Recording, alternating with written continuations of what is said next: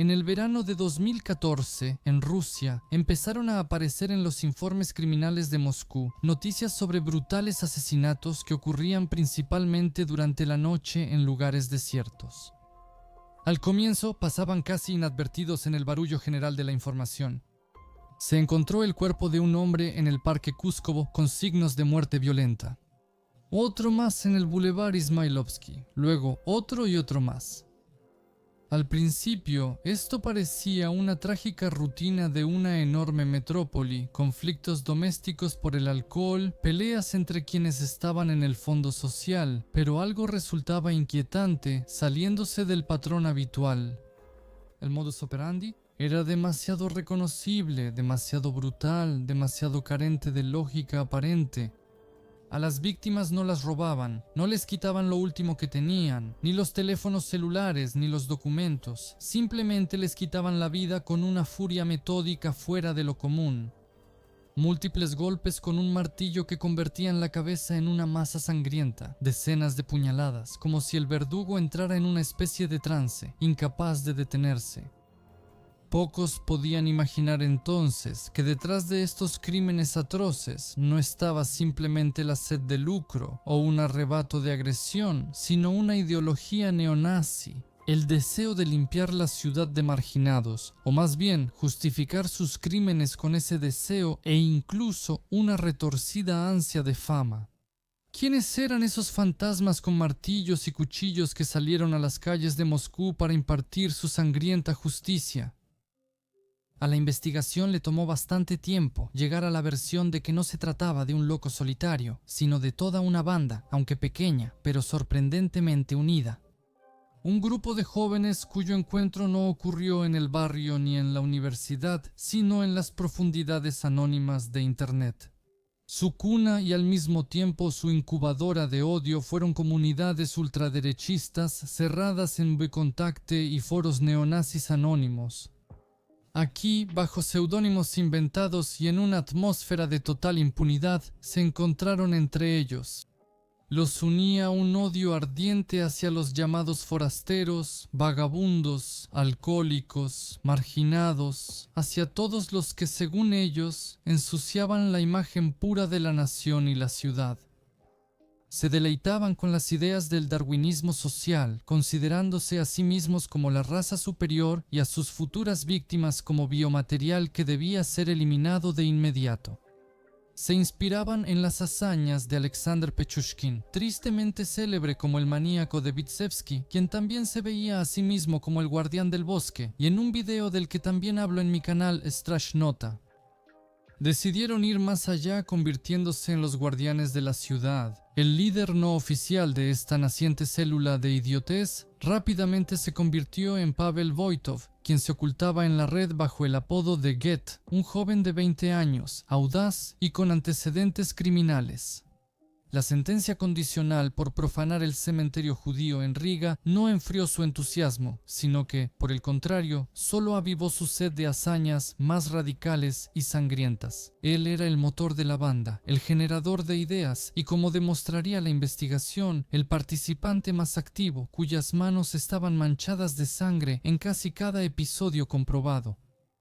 Voitov se interesaba por el boxeo y el combate con cuchillo, cultivando en sí mismo la imagen de un guerrero despiadado de la pureza. Otros se sentían atraídos hacia él. Maxim Pavlov, conocido en la red como Sakir o Sakirka, era el más joven. Al momento de los primeros delitos apenas había cumplido 16 años. Originario de San Petersburgo, pero viviendo en Rostov, en la región de Yaroslavl, él, a pesar de su edad, ya tenía experiencia en la violencia. Para el momento en que conoció a Voitov, ya tenía en su conciencia al menos 2 ataques en su región, uno de los cuales terminó con la muerte de una persona. Pero en ese entonces la justicia no lo alcanzó. Pavlov moderaba activamente páginas nacionalistas como Vladislav Karatayev o Persik en la red. Además, el joven de 18 años originario de la ciudad de Pavlovo, en la región de Nizhny Novgorod, era una figura controvertida. Discapacitado de 3er grado, registrado con un psiquiatra y previamente condenado por distribución de sustancias prohibidas. Sin embargo, él era un nacionalista ferviente, obsesionado con las ideas de pureza racial.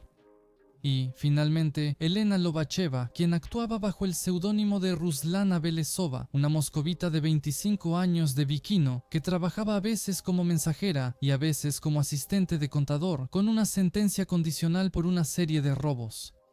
Su mundo estaba tejido de una fascinación por la estética gótica y las películas de terror. En su brazo tenía un tatuaje de la muñeca Chucky, personaje de una famosa franquicia de terror, y poco a poco fue adoptando la idea del nacionalismo.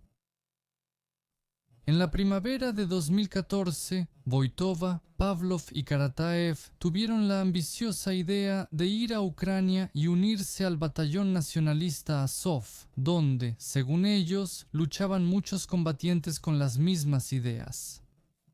Según algunos datos, la iniciativa vino de Pavlov, quien tenía contactos en Azov. El 3 de junio de 2014, el trío se reunió en la estación de tren de Kiev en Moscú. Fue su primer encuentro en persona. Subieron al tren llenos de esperanzas de hazañas militares y de participar en una guerra de verdad. Sin embargo, su expedición a Ucrania terminó antes de comenzar. El servicio fronterizo de Ucrania no les permitió entrar al país. Las razones oficiales fueron diferentes. El menor Pavlov no tenía un permiso notariado de sus padres para salir al extranjero, y Voitov y Karatayev no llevaban suficiente dinero con ellos. Decepcionados y enojados, se vieron obligados a regresar a Moscú. La agresión no canalizada buscaba una salida. Fueron a casa de la abuela Voitova en la zona rusa de las afueras de Moscú. Y ya el 4 de julio de 2014, en la estación Golitsino, Troitsa cometió su primer delito juntos. Este día será llamado más tarde por la investigación como la fecha oficial de la creación del grupo criminal organizado.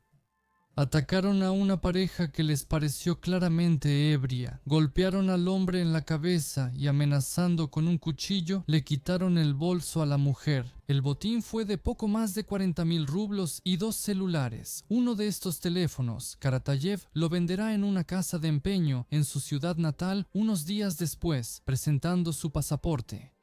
Este detalle más tarde se convertirá en una de las pruebas irrefutables en el caso de robo. El intento de convertirse en guerreros en tierra ajena fracasó y decidieron iniciar su propia guerra. En las calles de Moscú, Pavlov y Karatayev se preparaban para ir a casa. A despedir a Pavlov vino su antigua amiga virtual, Elena Lobacheva. En el andén, ella conoció a Voitov y Karatayev. Entre Voitov y Lobacheva, como mostrarán los acontecimientos más tarde, surgió una especie de parentesco de almas, basado en intereses y puntos de vista oscuros en común. Lobacheva invitó a sus nuevos conocidos a su casa en la calle Vishniakovskaya, ubicada cerca del Parque Kuskovo. Ese encuentro se volvió el punto sin retorno. En la noche del 5 de julio de 2014, Pavel Voitov, Vladislav Karatayev y Elena Lobacheva salieron a caminar por el Parque Kuskovo cercano. Ese paseo se convirtió en su primer asesinato sangriento juntos, abriendo el terrible conteo de víctimas de los limpiadores. La noche de verano envolvía el Parque Kuskovo con su sofocante oscuridad aterciopelada. Los escasos faroles iluminaban perezosamente las siluetas extrañas de los árboles y los contornos de las construcciones dormidas de la hacienda. En una de las bancas, escondida en lo profundo de la alameda, dormía un hombre llamado Stanislav Evsev, quien había trabajado como jardinero en ese mismo parque durante 35 años. Regresaba a casa después de reunirse con un amigo, bebió una cerveza, se sentó a descansar y se quedó dormido. No escuchó cómo de la oscuridad, como si fueran sombras, aparecieron 3 personas, aquel de la banca. La voz de Voitov era baja, apagada, pero en ella se notaba claramente una siniestra anticipación. Asintió en dirección a la figura inmóvil, disminuyendo el paso. Parece que nuestro cliente es un vagabundo o un borracho.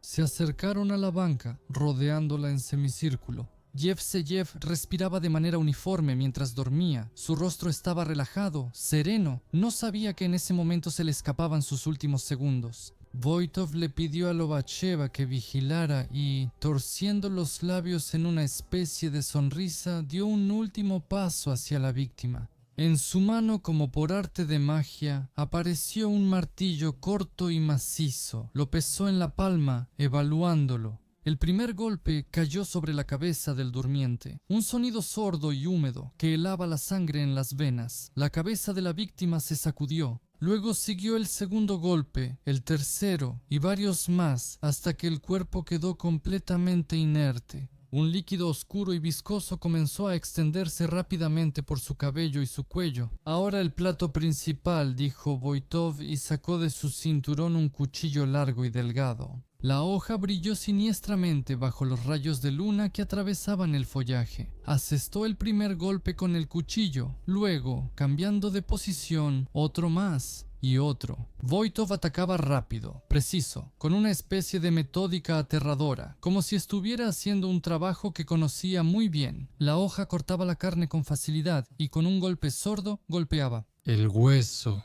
De repente, de su pecho salió un gemido débil y burbujeante. Sus ojos se abrieron por un momento con un horror mudo. Gimió y luego, con dificultad, dijo: «Chavos, ¿por qué?». Voitov se quedó quieto por un segundo, como sorprendido por una resistencia tan increíble. Luego, su rostro se torció en una mueca de furia. Por ser una basura. Agarró la mano de Evsev, que con sus últimas fuerzas intentaba defenderse, y con fuerza le clavó el cuchillo en el costado. Después de eso, se volvió hacia Karatayev. «Vlad, conéctate». Karatayev cambió nerviosamente de un pie al otro. Su mano ya se había deslizado hacia la empuñadura del cuchillo escondido en su cinturón. Entrando en pánico por la falta de experiencia, al principio daba golpes inseguros y débiles, pero luego, como Voitov, le tomó el gusto y empezó a clavar el cuchillo más profundamente. Al asestar golpes uno tras otro, los cómplices convertían el joven cuerpo en una masa ensangrentada y destrozada. Los golpes continuaron durante un tiempo más, hasta que el hombre finalmente quedó en silencio. La sangre estaba por todas partes, espesa y oscura, empapó la tierra, el pasto y su ropa. Un olor pesado y dulzón, casi nauseabundo, llenó el aire. Más tarde, incluso los forenses se sorprenderán durante la autopsia. 171 puñaladas y varios golpes de martillo en la cabeza. Finalmente, Voitov se enderezó, respirando con dificultad. Karatayev bajó el cuchillo. Su rostro estaba pálido, pero sus ojos ardían con una locura. «Parece que es todo», exhaló él. Voitov, mirando nerviosamente a su alrededor, asintió en silencio. Él levantó su martillo y limpió con disgusto la hoja del cuchillo en la hierba húmeda por el rocío. En su rostro no había ni rastro de arrepentimiento o duda, solo una fría y sombría satisfacción de un depredador que acaba de destrozar a su presa. Dejaron el cuerpo destrozado en la avenida y tan silenciosamente como habían aparecido, se desvanecieron en la oscuridad nocturna del parque. Junto al canal artificial en la densa sombra, Iv Voitov y Karatayev se lavaron cuidadosamente las manos y los cuchillos cubiertos de sangre en el agua oscura. Luego, el trío se dirigió tranquilamente al departamento de Lobachova. Recibieron la mañana con la sensación de haber realizado una hazaña y sintiéndose muy geniales. A partir de ese momento, la cadena sangrienta fue puesta en marcha. Los asesinatos se volvieron regulares. El núcleo de la banda lo formaron Pavel Voitov y Elena Lobachova, mientras que Maxim Pavlov y Vladislav Karatayev venían periódicamente desde sus ciudades para participar en las acciones, como los miembros de la banda llamaban a sus incursiones. Su sello distintivo se perfeccionaba con cada nuevo episodio. Las víctimas, por lo general, eran personas que les parecían elementos antisociales, aunque, como se supo después, esa definición era sumamente vaga. Atacaban de noche en lugares desiertos donde no había cámaras. Usaban martillos para romper cráneos y cuchillos con los que causaban decenas o incluso cientos de heridas. Un papel especial en esta banda lo tenía Elena Lobacheva. Su transformación de una chica interesada en la estética gótica y el nacionalismo a una cómplice fría de brutales asesinatos es impactante. La amiga de Lobacheva, Anastasia Soldatova, contó durante la investigación cómo cambió Elena después de conocer a Voitov. Empezó a decir que él era realmente genial. Si antes Lena estaba muy interesada en las ideas nacionalistas, después de conocer a Pavel empezó a interesarse más por los asesinatos en serie. Ellos discutían sobre la filosofía y la belleza de la muerte y de quitar la vida. Admiraban al maníaco de Vitsevsky, Pechushkin. Literalmente adoraban a Pechushkin y a otros asesinos seriales y soñaban con convertirse en ellos mismos. Y todo eso con el objetivo de que los mostraran en NTV. En la computadora incautada de Lobachev durante el allanamiento había una calcomanía en la carcasa que decía «Yo soy ruso». En la misma computadora, en los discos duros, los investigadores encontraron carpetas con nombres sugestivos como Ternura y Necesario, en las que había cientos de videos y fotografías de ejecuciones y torturas. En su libreta encontraron una nota que decía «El primero tiene más de 100 puñaladas». La propia Lobacheva, durante los interrogatorios, intentó presentarse solo como una observadora pasiva. Afirmaba que le tenía miedo a Voitov y a sus amenazas. Sin embargo, los testimonios de otros participantes y los detalles de algunos crímenes mostraban una imagen diferente. Ella no solo estaba presente, sino que alumbraba a las víctimas con una linterna para que sus cómplices pudieran atacar más fácilmente. Y según algunos testimonios, ella misma también tomaba el cuchillo. Era evidente que privar de la vida a otros y observarlo le daba placer, decía Voitov. Constantemente hablaba de torturas y desmembramientos durante los asesinatos. Se reía, añadía Pavlov. La geografía de sus purgas y el número de víctimas crecían mes a mes. El 13 de julio, en el Boulevard Ismailovsky, Voitov y Lobacheva matan a un hombre, Valentín Matitsin, que iba a casa después del trabajo. Un martillo, un cuchillo. Su hija de 8 años sobrevivió. El 26 de julio, en el puesto de Briansk, cerca de la estación de tren de Bielorrusia, Voitov, solo, acaba con una anciana mendiga conocida por los locales como la abuela Tania. 2 golpes con el martillo, 45 puñaladas. El 30 de julio, en el mismo puesto de Briansk, Voitov y Lobacheva encuentran bajo el paso elevado a una nueva víctima, un residente de la región de Smolensk con antecedentes penales y que vivía en la estación. 35 puñaladas. Era la segunda persona marginada en su cuenta. 2 de agosto. De nuevo, en el Boulevard Ismailovsky, Voitov, posiblemente con un cómplice no identificado, le quita la vida a un obrero de Chuvashia.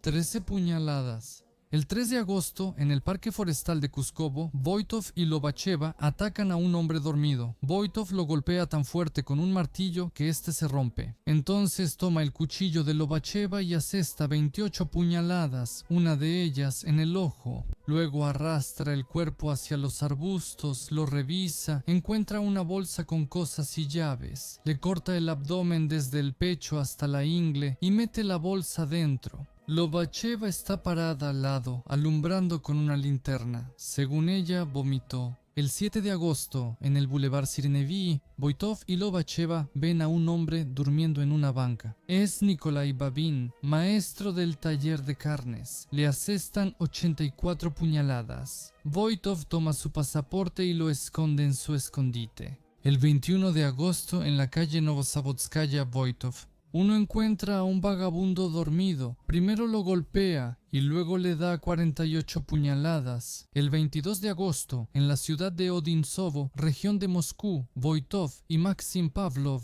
que acaba de llegar, atacan a un hombre, Anatoly Kondrashov, que iba del trabajo a una cita. 46, según otros datos, 48 heridas punzocortantes. El 31 de agosto, en el hipódromo central de Moscú, Voitov y Pavlov acaban con un obrero de Bielorrusia, Oleg Daikun. Voitov le da 18 puñaladas, luego le pasa el cuchillo a Pavlov y él le da 51 más. Poco después de eso, una patrulla de la policía del puente Sherepijinsky los detiene. En las mochilas hallan un martillo y cuchillos, pero Voitov logra escapar justo delante de la policía. A Pavlov, como es menor de edad, sus familiares lo recogen unas horas después. Él logra tirar los guantes ensangrentados en un bote de basura cerca del edificio de la policía. El 13 de septiembre, en la zona de la estación Kursky, en la calle Semlianoy Val, Voitov y Lobacheva atacan a un guardia de seguridad que iba de regreso a su dormitorio después de su turno.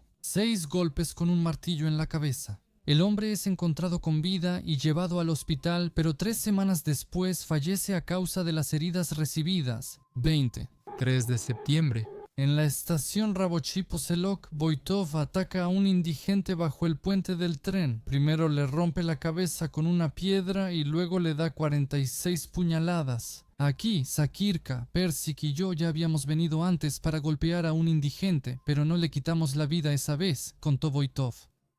Más tarde, a la mañana siguiente, Voitov se encuentra en la estación de tren de Belorusky con Lobacheva y su amiga en común, Anastasia Soldatova. Al informarle a Lobacheva que volvió a limpiar el mundo, Voitov le regala el arma del último asesinato. 28 de septiembre, calle Remesova. Un hombre ebrio, exboxeador, se acerca a Voitov y le pide que le compre algo de beber.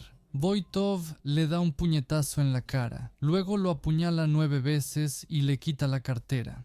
El esposo de la amiga de Lobacheva, Anton Butkevich, presencia esto. Voitov lo intimida exigiéndole que guarde silencio. La noche del 21 de octubre de 2014 caía sobre Moscú con una oscuridad fría y húmeda. Un viento frío arrastraba hojas caídas y basura menuda y molesta por la primera calle de Yamskoye Polye, cerca de la estación de tren Belorusky. Aliona Shitik, una mujer de 40 años que había venido de Bielorrusia en busca de trabajo, caminaba apresurada por un sendero angosto y apenas iluminado, pegado a la tubería de calefacción. Ella regresaba después de una larga jornada de trabajo, cansada, pero pensando en su hogar, en la remodelación de su departamento, para la cual esperaba ganar dinero en Moscú. Shitik se envolvía en su vieja chaqueta, tratando de no prestar atención al frío penetrante y a la oscuridad de ese lugar desierto.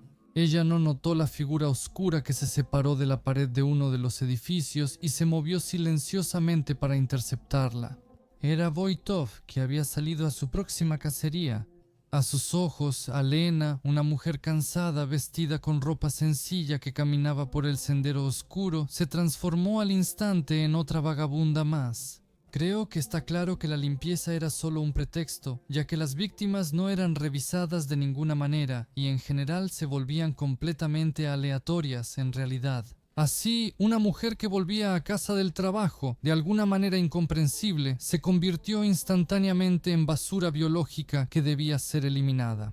«Oye tú», su voz era áspera, fría, hostil, desprovista de otras emociones. Aliona se estremeció y aceleró el paso, intentando instintivamente alejarse de un posible peligro. Pero Voitov fue más rápido, la alcanzó en unos cuantos saltos, la agarró bruscamente del hombro y la giró hacia él. «¿A dónde te apresuras, basura?», siseó él. Su rostro estaba cerca, sus ojos ardían con una mirada maliciosa. Antes de que Aliona pudiera responder o gritar, una lluvia de golpes cayó sobre ella. Voitov la golpeaba con furia, poniendo en cada golpe todo su odio acumulado. Los puños golpeaban su rostro y su cuerpo. Aliona se cubrió la cabeza con las manos, intentó pedir ayuda, pero en ese momento el lugar estaba demasiado desierto. La mujer tropezó y rodó por el sendero resbaloso de lodo, cayendo hacia una zanja poco profunda que corría junto a la tubería de calefacción. Voitov saltó detrás de ella mientras sacaba un cuchillo. Sus pesadas botas golpearon sordamente el suelo, junto al cuerpo tendido de la mujer. Aliona intentaba levantarse con dificultad. El asesino que se acercó la pateó con fuerza y empezó a apuñalarla. Él la apuñaló repetidamente en el pecho, abdomen, costado y cuello. Estaba descontrolado. Los movimientos se volvieron rápidos, bruscos, casi mecánicos. La mujer ya no se resistía, su cuerpo solo se estremecía convulsivamente con cada nuevo golpe. La sangre empapaba rápidamente su ropa, mezclándose con la suciedad y las hojas otoñales. Cuando la desdichada dejó de mostrar signos de vida, el maniático se detuvo por un momento, respirando con dificultad. Parecía que eso no era suficiente para él. La locura que lo había invadido exigía algo más, algo definitivo. Agarró a la mujer por el cabello y separó la cabeza del cuerpo. Más tarde, durante la identificación, a la madre le mostraron por separado la cabeza y el cuerpo de su hija sin vida. Aliona Shitik fue la última víctima de la serie otoñal de los limpiadores. En 4 meses, 14 vidas. La mayoría de los asesinatos se cometieron con una crueldad inhumana y cada vez más las víctimas eran elementos desclasados. pero también trabajadores comunes, transeúntes ocasionales, cuya única culpa fue estar en el lugar y momento equivocados o parecer lo suficientemente indefensos para los limpiadores. El motivo de la limpieza de la ciudad cada vez se parecía más a una excusa cínica para una sed patológica de sangre y la autoafirmación a través del poder absoluto sobre la vida de otros. Vida, otoño de 2014. En las oficinas de la policía de Moscú y del comité de investigación aumenta la tensión. Una serie de asesinatos brutales con un modus operandi similar no deja dudas. En la ciudad actúa un asesino serial o un grupo. ¿Pero quiénes son? Los investigadores literalmente están dando vueltas en círculo. Las dificultades caían una tras otra. Los crímenes se cometieron en diferentes distritos administrativos de Moscú, en la región de Moscú, e incluso uno en la región de Yaroslavl, relacionado con las primeras actividades de Pavlov, pero que más tarde, posiblemente, se atribuyó a la serie general. Debido a la participación de un miembro de la banda, esto dificultaba la coordinación y el intercambio de información. Las víctimas a menudo no tenían documentos, sus identidades se establecían con mucha dificultad y a veces incluso quedaban desconocidas. Esto privaba a la investigación de la posibilidad de rastrear las conexiones de los fallecidos y buscar posibles motivos personales. Y los propios criminales, a pesar de su crueldad, actuaban con una precisión diabólica. Atacaban exclusivamente de noche, en lugares desiertos, bajo puentes, cerca de cercas, en lo profundo de los parques forestales, donde no había cámaras. Usaban guantes para no dejar huellas en las armas del crimen. Los martillos y cuchillos o se los llevaban consigo o se deshacían de ellos, así que encontrarlos era prácticamente imposible. Por lo general, no había testigos, y los pocos transeúntes que podían haber visto o escuchado algo daban testimonios demasiado vagos. El método de ataque era similar: múltiples heridas de arma blanca, a veces varias decenas. Luego, la pericia médico-forense lo confirmó. En todos estos casos, el arma del crimen era un cuchillo similar, aunque no todas las heridas fueron causadas precisamente con él. Aparecía en todas partes. También se notó que los asesinatos ocurrían principalmente a lo largo de la línea ferroviaria, en dirección a Bielorrusia. Esto ya le daba a la investigación motivos para concluir que los crímenes eran de carácter serial. Inicialmente se agruparon 5 episodios en una sola serie. Luego se supo de otros 5 casos similares en el Distrito Este. En ese lugar golpeaban a las víctimas en la cabeza y después las apuñalaban. El motivo seguía siendo confuso. Las víctimas eran tanto personas sin hogar y alcohólicas como ciudadanos comunes, un obrero que salió a comprar cerveza, un electricista que salió a pasear, un carnicero que regresaba del trabajo. Eso resultaba desconcertante.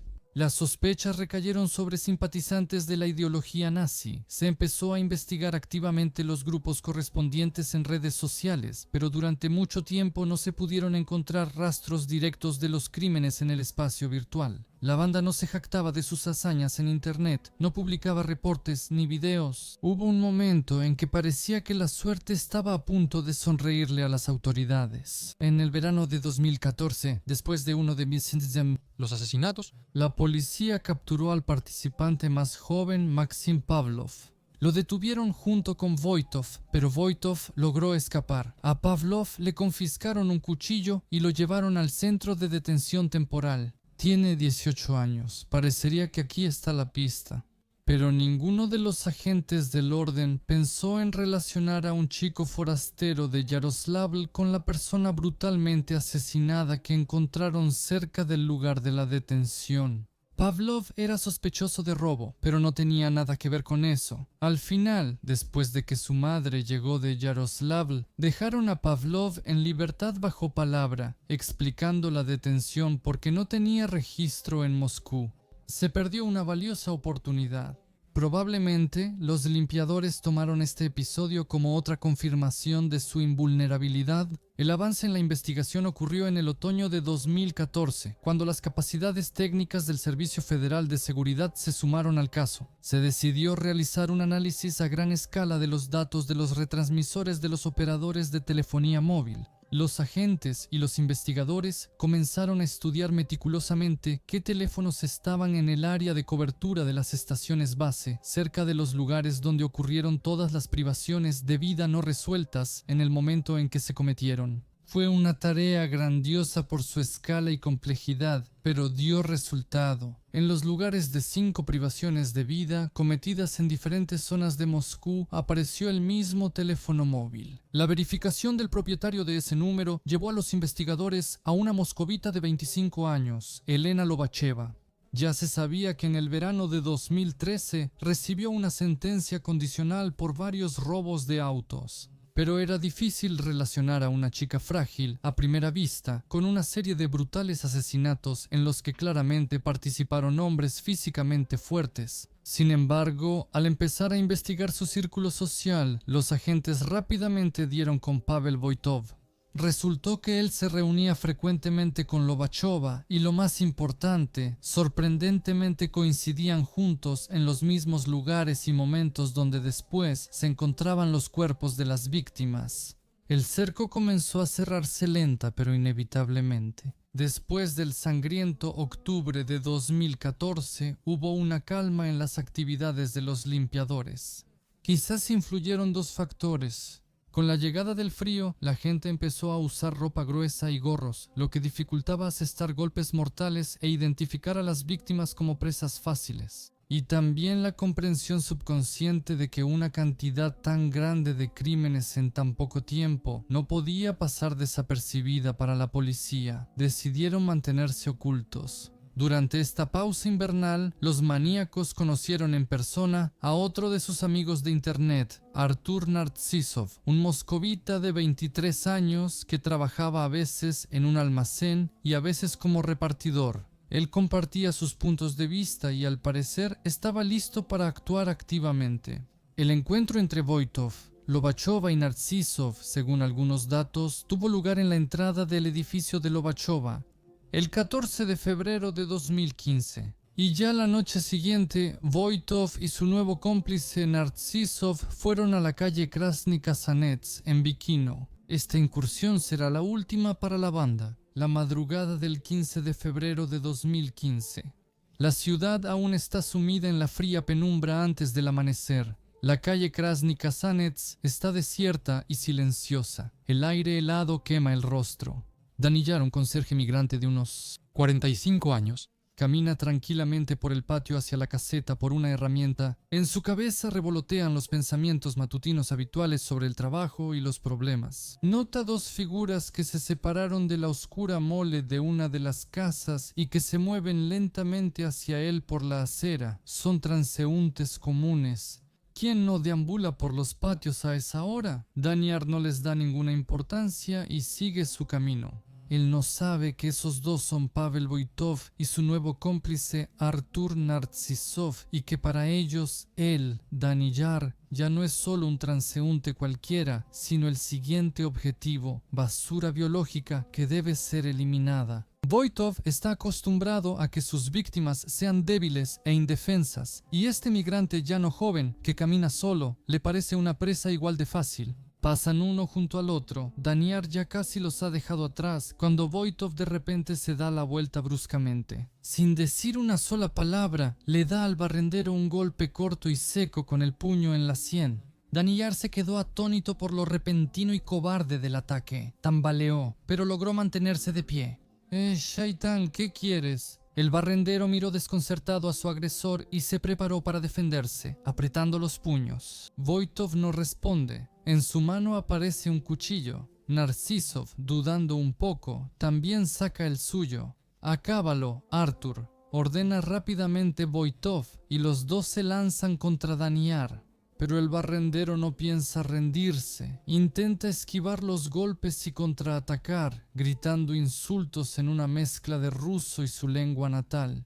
Voitov, acostumbrado a la pasividad de sus víctimas, no está listo para tal resistencia. Intentan rodear a la víctima, asestar golpes más precisos, pero el barrendero gira, sin dejar que se acerquen por la espalda, defendiéndose desesperadamente. «¡Córtalo! ¿Qué esperas?», gruñe Voitov a Artur, quien está nervioso y actúa torpemente. En el alboroto, intentando alcanzar al escurridizo barrendero, Narcisov accidentalmente le clava el cuchillo en la pierna a Voitov. ¡Ay, maldita sea! ¿Qué haces, cretino?, grita Voitov. Por el dolor y la sorpresa, él se echa hacia atrás, agarrándose la pierna herida. Ese momento le da a Daniyar unos segundos valiosos. Él salta hacia atrás y grita con todas sus fuerzas: ¡Ayuda! ¡Me están matando!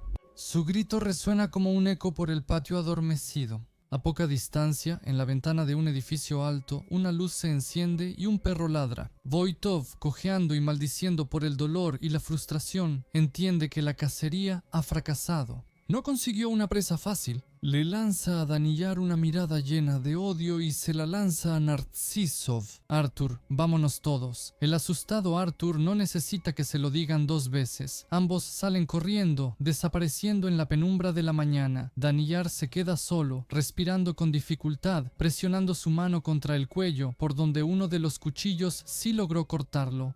Está herido pero vivo. Y, lo más importante, recordó bien las caras de los atacantes, su ropa, sus voces. El testimonio del conserje sobreviviente se convirtió en la clave que tanto tiempo le faltaba a la investigación. Él dio una descripción detallada de los atacantes. Los agentes de la comisaría del distrito, que investigaban este ataque, actuaron rápidamente. Gracias a las grabaciones de las cámaras callejeras, pudieron rastrear la ruta de escape de los delincuentes.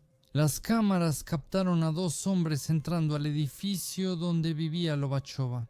Por supuesto, los policías empezaron a revisar departamento por departamento en Voitov. Al enterarse de esto por Lobachova, él la llamó inmediatamente después de ser herido y le pidió que preparara todo para el vendaje y luego decidió esperar un tiempo. En su casa, entendió que la situación era grave. Se puso alerta y nervioso.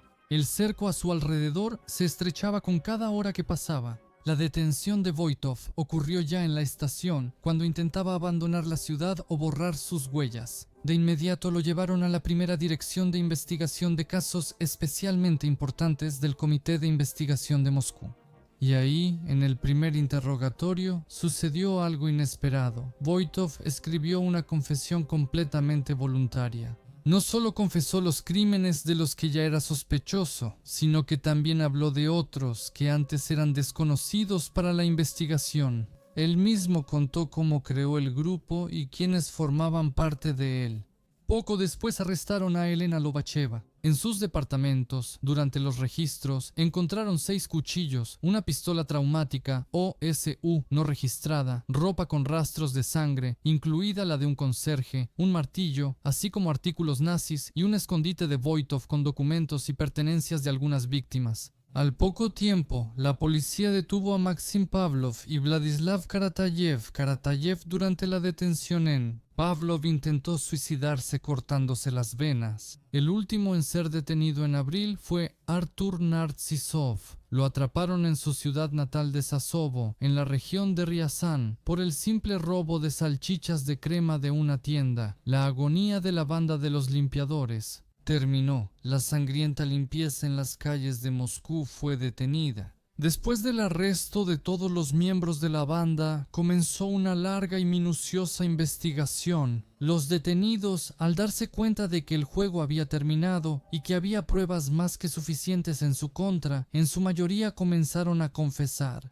Ellos contaban detalles sobre los asesinatos planeados, la distribución de roles dentro del grupo, sus motivos, se realizaban experimentos de investigación y careos. El panorama de sus crímenes se volvía cada vez más claro y aterrador. La pericia psiquiátrica forense realizada a todos los miembros de la banda emitió su veredicto. Voitov, Lobacheva, Pavlov y Narcisov fueron declarados completamente cuerdos y conscientes de sus acciones. Solo a Karatayev los expertos lo declararon parcialmente cuerdo debido a que tenía un trastorno mental. Sin embargo, esto no lo eximía de responsabilidad penal. Su conciencia solo resaltaba el cinismo y la crueldad de los actos cometidos.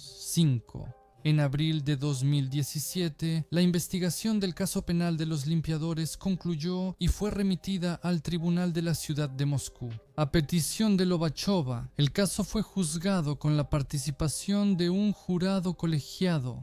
El proceso judicial, que comenzó el 22 de mayo de 2017, atrajo la atención del público y de los medios de comunicación. En la sala del tribunal se desarrollaba un drama que exponía los lados más oscuros de la naturaleza humana. Los acusados se comportaban de diferentes maneras. Voitov parecía disfrutar de la atención. A una de las primeras audiencias, él llegó con una camiseta con una inscripción rúnica que decía «Solo odio», que le enviaron sus admiradores al centro de detención preventiva. A menudo sonreía, conversaba y se reía con Elena Lobacheva mientras el juez leía los cargos o los testimonios. Los demás, Pavlov, Karataev y Narcisov, durante la mayor parte de la audiencia parecían indiferentes. A veces cabeceaban de sueño.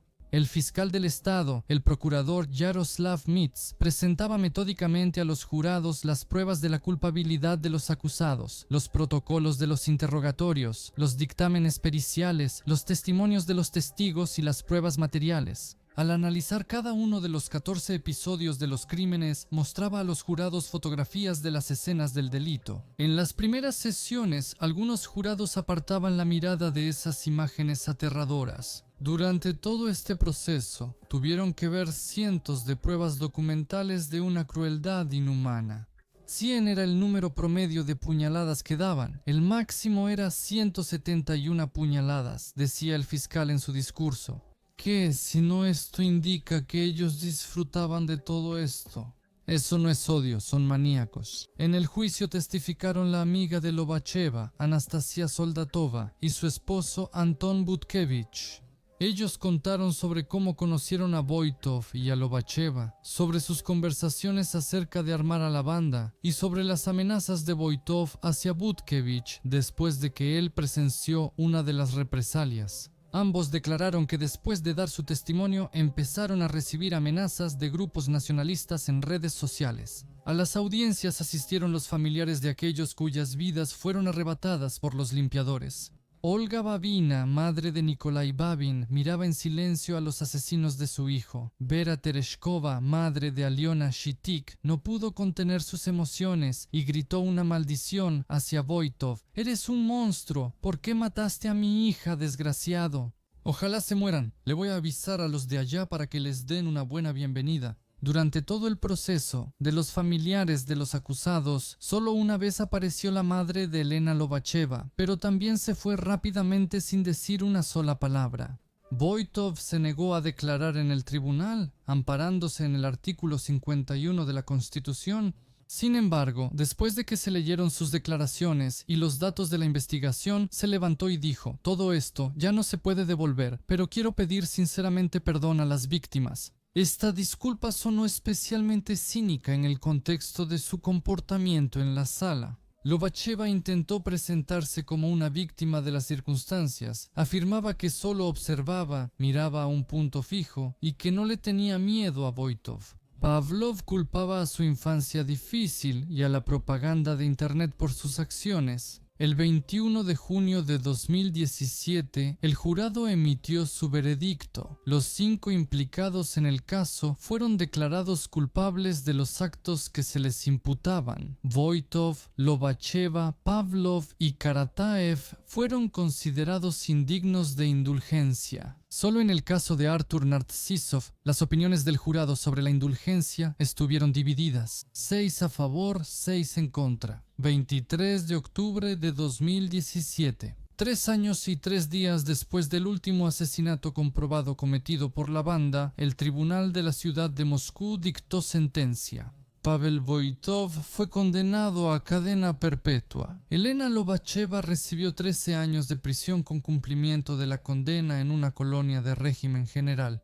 El Código Penal de la Federación Rusa no prevé cadena perpetua ni colonias de régimen estricto para mujeres. Vladislav Karatayev fue condenado a 16 años de prisión con cumplimiento en una colonia correccional de régimen estricto. Artur Narcisov y Maxim Pavlov recibieron 9 años y medio de prisión cada uno. Narcisov en una colonia de régimen estricto y Pavlov en una de régimen general. Después de la lectura de la sentencia, Pavel Voitov gritó a los periodistas: «Creo que me dieron demasiado. Yo esperaba una sentencia condicional». Sus manos estaban esposadas a la espalda, pero intentó varias veces hacer el saludo nazi, tanto como lo permitía la longitud de las esposas. No dejaba de sonreír con sarcasmo. Los condenados declararon su intención de apelar la sentencia.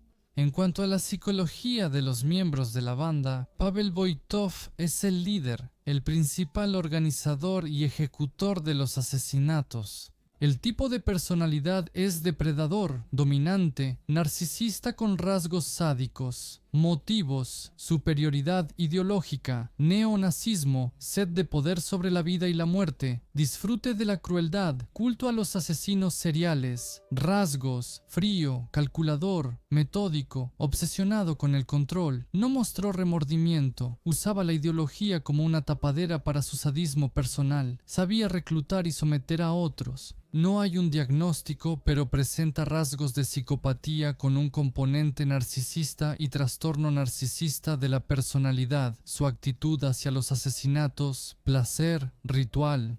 A menudo él mismo daba decenas o cientos de golpes, sin sentir compasión. Elena Lobacheva, cómplice, amiga de Voitov, ayudaba y participaba en los asesinatos. De personalidad histeroide con elementos de estructuras dependientes y desviadas. Sus motivos eran el apego al líder, la búsqueda de pertenencia y singularidad, admiración por la violencia y escapar de una vida aburrida hacia la fantasía y una realidad cruel. Rasgos: sumisa, sugestionable, propensa a la imitación, le gustaba el gótico, el horror y los asesinos seriales, disfrutaba del proceso. Ella tiene, o al menos presenta rasgos, presuntamente, de trastorno límite de la personalidad con posible sociopatía secundaria debido a relaciones dependientes. Destacaba el comportamiento de las víctimas, participaba en torturas, en interrogatorios, intentó hacerse pasar por víctima de las circunstancias, pero los demás participantes refutaron sus palabras. Maxim Pavlov Sakir, el participante más joven, se unió a los 16 años. El tipo de personalidad es agresivo, con una sociopatía creciente. Los motivos son ideología, deseo de reconocimiento, imitación de los mayores, admiración por los maníacos, deseo.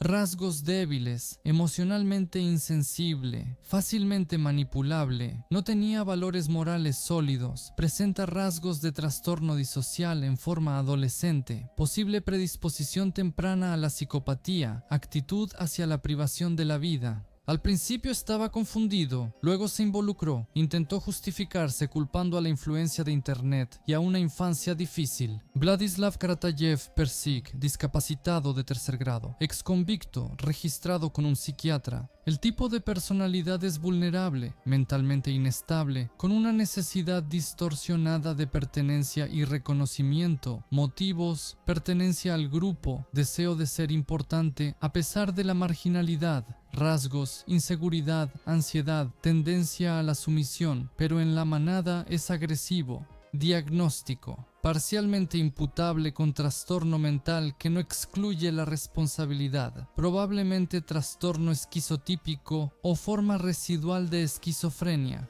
Durante la privación de la vida, su comportamiento comenzaba con indecisión y luego seguía el impulso. Al momento de la detención, Artur Narcisov intentó suicidarse. Él se unió más tarde como participante en uno de los ataques. Tipo de personalidad: imitador secundario, influenciable. Motivos: deseo de unirse a los héroes, afirmarse a sí mismo, agresión de neófito. Rasgos: inseguro, propenso al pánico, inestable.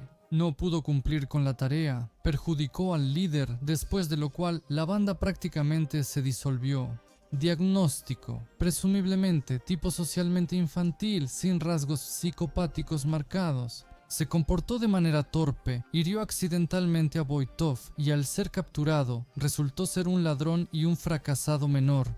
Rasgos generales de la banda: ideología, neonazismo, culto a limpiar la ciudad de los inferiores, estilo de pensamiento binario, nosotros somos los puros, ellos son la escoria. Estado psicológico: el grupo intensificaba la agresión entre ellos, borraba los límites de lo permitido y convertía quitar la vida en un ritual y un medio de autoafirmación. La violencia era un fin en sí mismo. Múltiples golpes, desmembramiento de cuerpos, escenas de tortura no por ganancia, sino por la sensación de poder absoluto. Y si quieren un análisis de su personalidad, claro, ahí no habrá nada tan extremo. Por ejemplo, podrán saber qué profesiones les convienen, o qué tanto se preocupan o están bajo estrés. En fin, algo así. Probablemente dejaré el enlace a la publicación sobre cómo obtenerlo debajo del video. Se hizo justicia. Los miembros de la banda de los limpiadores recibieron largas condenas y el líder cadena perpetua. Pero la historia de sus hazañas sangrientas dejó no solo cicatrices en el cuerpo de la ciudad y dolor en las familias de las víctimas, sino también una serie de preguntas incómodas. ¿Qué llevó a estos jóvenes, que crecieron en condiciones comunes, aunque no siempre favorables, por el camino de una crueldad inhumana? Solo la ideología neonazi que cayó en terreno fértil de complejos personales y sed de afirmación, o en su psicología ya existía desde el principio una falla, una disposición a cruzar la línea, o simplemente fue una serie de muchas coincidencias, como cuando alguien se vuelve exitoso, pero aquí alguien se convierte en criminal. Internet se convirtió para ellos en un lugar de encuentro y radicalización, pero solo es una herramienta. Con la misma facilidad podrían haberse conocido en la calle, detrás de unos garajes. El fenómeno del culto a Pichushkin y los sueños de una dudosa fama a través de la violencia hablan de un profundo infantilismo y una percepción distorsionada de la realidad. Bueno, o inmadurez. ¿Y usted qué piensa sobre este caso? Escriban sus comentarios, den like, dislike y vean otros videos en el canal Strashnota.